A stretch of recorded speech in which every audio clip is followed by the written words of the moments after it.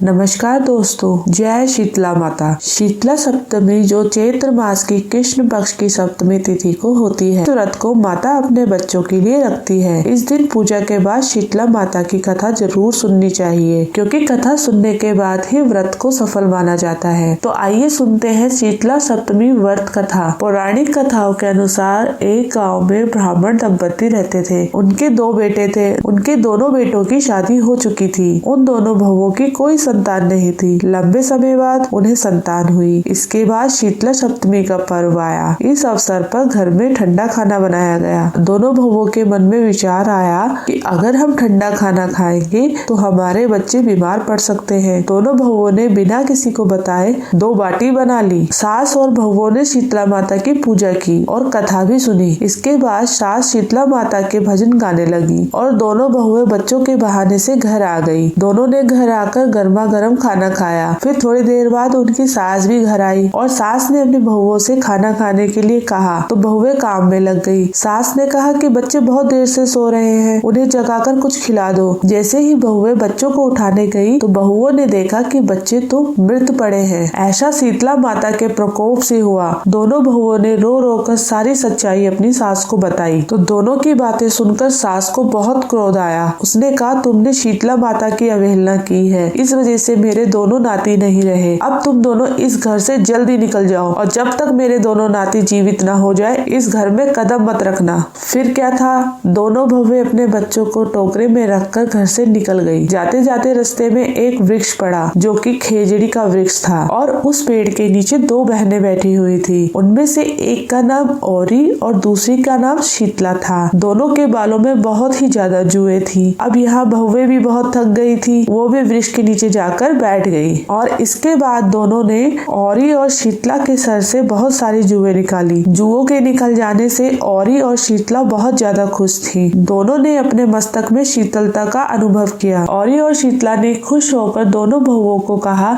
जैसे तुमने हमारे मस्तक को शीतलता पहुँचाई है वैसे ही तुम्हारे पेट को भी मिले। दोनों बहुओं ने कहा कि पेट का दिया हुआ लेकर हम मारी मारी भटक रही हैं, परंतु शीतला माता के दर्शन नहीं हुए। इतने में शीतला माता बोल उठी, तुम दोनों दुष्ट हो, दुराचारिणी हो, तुम्हारा मुंह तो देखने लायक ही नहीं है। शीतला सप्तमी के दिन तुमने ठंडा भोजन करने के बाद तुम दोनों ने गर्म भोजन खाया। इतना सुनते ही दोनों बहुओं ने शीतला माता को पहचान लिया। दोनों शीतला माता के पैरों में गिर गई। दोनों ने कहा, हे माता, हमें माफ कर दो, अनजाने में हमने भोजन कर लिया। हम दोनों आपके प्रभाव से वंचित थे, हम दोनों को माफ कर दो। हम दोनों फिर ऐसा कभी नहीं करेंगे। शीतला माता को दोनों की बातें सुनकर उन पर तरस आ गया और उन्होंने दोनों बच्चों को जीवित कर दिया। इसके बाद दोनों बहुएं अपने बेटे को लेकर घर लौट आई और उन्होंने बताया कि उन्हें शीतला माता के दर्शन हुए। दोनों का धूमधाम से स्वागत करके गांव में प्रवेश कराया गया। दोनों बहुओं ने कहा कि हम गांव में शीतला माता के मंदिर का निर्माण कराएंगे